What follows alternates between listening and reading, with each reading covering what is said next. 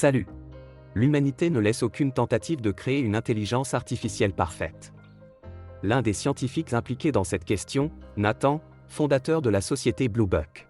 Pour tester un autre modèle de robot nommé Ava, il invite à son centre de recherche l'un des employés ordinaires de la société, Caleb. Le scientifique lui exprime le but du travail pour prouver la présence de la conscience de soi dans la machine. La tâche difficile devient encore plus difficile lorsque Caleb remarque une manifestation de sympathie pour lui de la part d'Ava.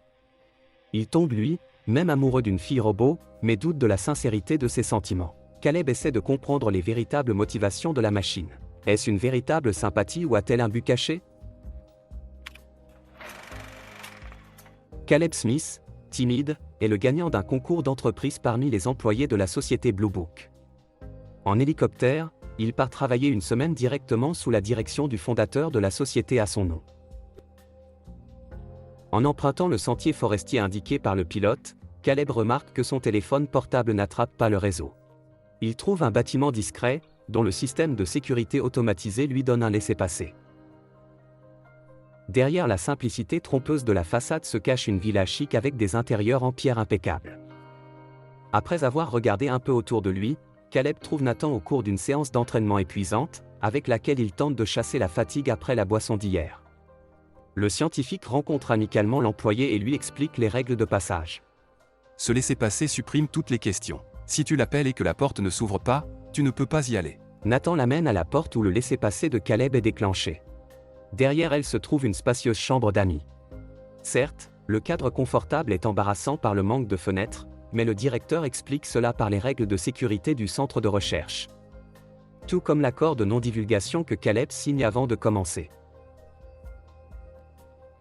Après avoir traité les formalités, Nathan introduit immédiatement Caleb au cœur de la tâche. Il s'avère qu'il doit tester l'intelligence artificielle créée par un scientifique à l'aide d'un test de Turing et ainsi révéler ou réfuter sa présence de conscience de soi. Sous la supervision de Nathan, Caleb se rend immédiatement à la première session et voit l'objet de son étude, une machine intelligente nommée Ava, qui se trouve dans une pièce fermée et protégée.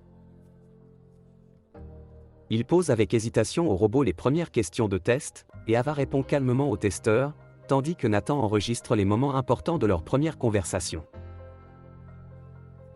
Plus tard, Caleb exprime son admiration au scientifique et lui pose curieusement des questions sur la façon dont Ava est arrangée, mais fait face au refus catégorique de Nathan de révéler les secrets de l'invention. Tu veux que je t'explique comment fonctionne Ava? Désolé, je ne le ferai pas. Caleb est dans sa chambre après la première journée de travail, mais les émotions de ce qu'il a vu ne permettent pas de dormir. Après avoir décidé de regarder la télévision, Caleb voit soudainement à l'écran une émission silencieuse de caméras de sécurité qui permettent de regarder Ava. Il regarde le robot avec enchantement, quand soudainement la lumière dans sa chambre s'éteint, puis une alerte alarmante s'allume lorsque les générateurs électriques tombent en panne. Caleb est pris de panique et il tente de sortir de la pièce avec son laissez-passer, mais, à sa grande consternation, il s'avère que les portes sont verrouillées. Cependant, dès la minute suivante, la situation revient à la normale et le système le libère du piège. Il décide de regarder autour de lui et entre dans la prochaine porte ouverte. Dans une pièce sombre, Caleb trouve le téléphone et décide de savoir si cela fonctionne. Mais une voix forte de derrière lui interdit de le faire. Dans la chambre, il y a un Nathan ivre qui explique à l'employé que, selon les règles de sécurité, il n'a pas le droit d'appeler n'importe où. Selon ces mêmes règles, lors d'une panne de courant, le verrouillage automatique des portes est déclenché, de sorte que personne ne puisse pénétrer dans le centre de recherche, en mettant hors tension l'objet avant. Satisfait des réponses du scientifique, Caleb se rend au lit. Le lendemain matin, il retrouve Nathan à l'entraînement et, après avoir discuté avec lui de la prochaine session de sa voix, il part à l'essai. Le robot lui montre son dessin abstrait, qui ne ressemble à rien qui existe dans ce monde. Caleb suggère à AVI de faire un croquis avec quelque chose de réel, en donnant le droit de choisir ce que ce sera exactement. Ayant reçu le droit de prendre des décisions indépendantes, la fille commence à poser elle-même des questions à son testeur. Elle interroge Caleb sur son identité et sa vie personnelle, forçant à révéler les informations les plus intimes sur les parents décédés et la solitude. Et puis, tout à coup, il demande avec insistance à Caleb si Nathan est son ami proche. À ce moment-là, l'électricité est à nouveau coupée, et avec elle, la caméra de vidéosurveillance du scientifique. Dans cette pause forcée, l'expression faciale d'Ava devient soudainement menaçante et une machine intelligente met en garde avec insistance Caleb de ne pas faire confiance à Nathan. Ne le crois pas. Ne crois pas un seul mot. Cependant, un instant plus tard, après la récupération du générateur, Ava poursuit la conversation interrompue avec aisance, ce qui entraîne encore plus le testeur dans la confusion. Le soir du même jour, Nathan et Caleb dînent ensemble. Une autre invention du scientifique, le robot silencieux Kyoko, leur sert, ce qui rend Nathan furieux par sa lenteur. Il ne peut rien y faire, car la machine ne reconnaît pas la parole. Immédiatement, Nathan se lamente sur les pannes d'électricité, qu'il n'est pas en mesure de corriger, car il ne comprend pas la raison de leur apparition. Nathan se demande également comment Ava, avec qui Caleb était en couple à ce moment-là, a réagi. J'ai raté ce moment. Les caméras et les micros sont éteints. Essayant de cacher l'excitation des souvenirs de ce qui a été entendu de la voiture, Caleb répond évasivement que rien ne s'est passé. Plus tard, dans sa chambre, Caleb observe à nouveau Ava, avec qui il est maintenant relié par un secret commun. Soudain, Nathan révèle plus de secrets à son employé. Le scientifique le conduit au laboratoire où le robot a été créé et montre le plus intime, le cerveau d'Ava, créé sur la base d'un gel structurel, qui est capable de se réorganiser au niveau moléculaire et permet de retenir les souvenirs et de générer des pensées, des impulsions et des réactions. Lors de la troisième session, Ava montre à Calibu un nouveau dessin avec un paysage visible de sa fenêtre. La chercheuse découvre qu'une machine intelligente n'est jamais allée non seulement à l'extérieur du bâtiment, mais aussi de sa chambre, mais sur le ton de sa conversation, il devient clair qu'elle aimerait vraiment le faire. Ava décrit avec enthousiasme les endroits où elle aimerait aller avec Caleb. Puis elle déclare vouloir montrer quelque chose à son interlocuteur et lui demande de l'attendre les yeux fermés. Après un certain temps, la jeune fille revient à lui dans une robe et montre avec plaisir son apparence, affirmant que c'est ainsi qu'elle irait avec Caleb à une date. Peu habitué à l'attention des femmes, Caleb est très gêné. Cela se reflète instantanément dans ses expressions faciales, qu'avalie facilement. Elle devine également et un sentiment d'intérêt sur son visage, ce qui met définitivement son employé de test dans une position embarrassante. Plus tard, Nathan et Caleb discutent de la dernière session de sa voix. Caleb s'interroge sur le scientifique pour lequel il a doté son invention de caractéristiques sexuelles. Le scientifique l'explique simplement. Il a donné au robot la possibilité de ressentir des sentiments et de profiter de la vie grâce à cela. Caleb pose alors la question qui l'intéresse vraiment. Tu lui as mis de la sympathie pour moi ou pas? Nathan, déjà irrité par cette conversation, décide de montrer à l'employé les solutions à cette question sur un autre exemple. Il le conduit dans une pièce où est accroché un tableau de l'artiste Jackson Pollock. Les scientifiques racontent que l'artiste a écrit ses peintures, désactivant le cerveau et laissant sa main peindre tout ce qu'elle veut. Il demande à Caleb d'imaginer que si Pollock contrôlait complètement le processus de création, en se demandant avant chaque travail pourquoi il le fait.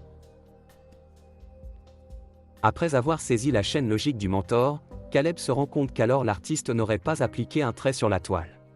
Avec ce processus, le scientifique compare l'amour d'Ava pour Caleb. Il explique qu'il ne s'agit pas d'un algorithme ni d'une action automatique, mais d'un intérêt sincère.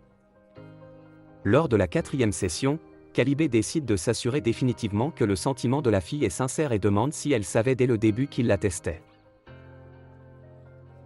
Bouleversé par l'interrogatoire, Ava répond négativement et immédiatement après cela, l'électricité est coupée, ce qui empêche à nouveau Nathan de suivre le cours de l'expérience.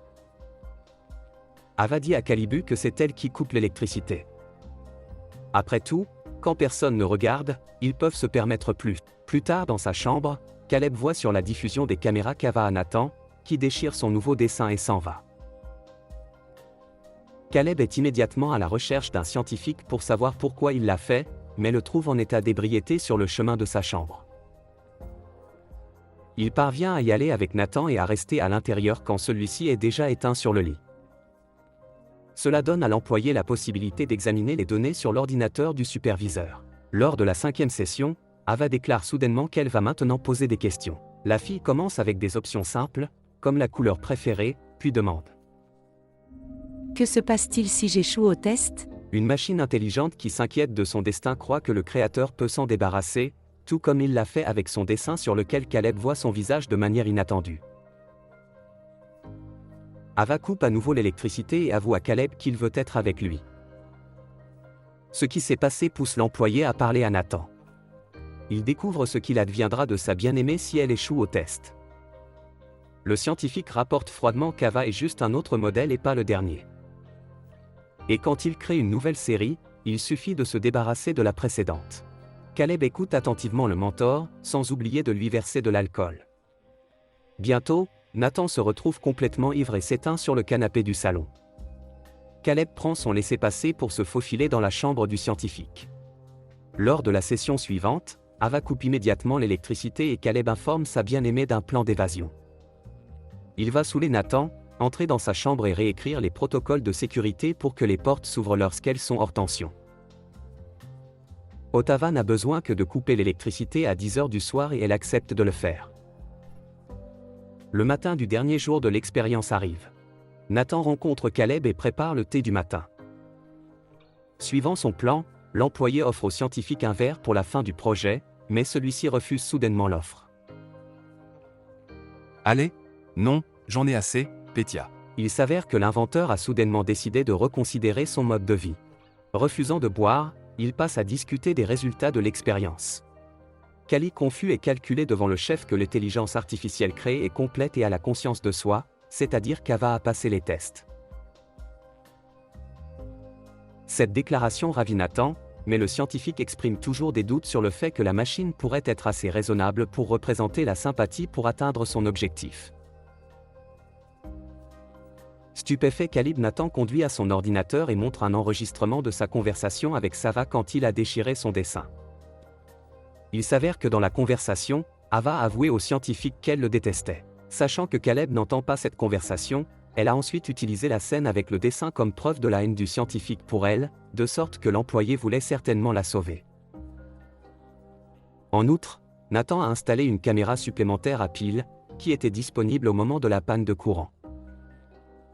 Il est au courant de l'évasion prévue, qui était le but d'Ava, et pour l'atteindre, elle a utilisé sans ménagement Kaliba. En conséquence, le scientifique croit qu'il a empêché l'évasion elle-même, et continue de raisonner de manière distraite que l'employé a encore rempli sa tâche, à prouver la présence de l'esprit de la machine. Pendant leur conversation, l'électricité est coupée. Nathan est calme, mais il s'avère que Caleb a dépassé le scientifique. Il a pensé à l'avance qu'il pourrait utiliser une caméra supplémentaire pour la surveillance et a changé les protocoles de sécurité plus tôt, quand il a pénétré dans la chambre du scientifique pour la première fois. À sa grande consternation, Nathan voit Cacao sortir d'une pièce protégée.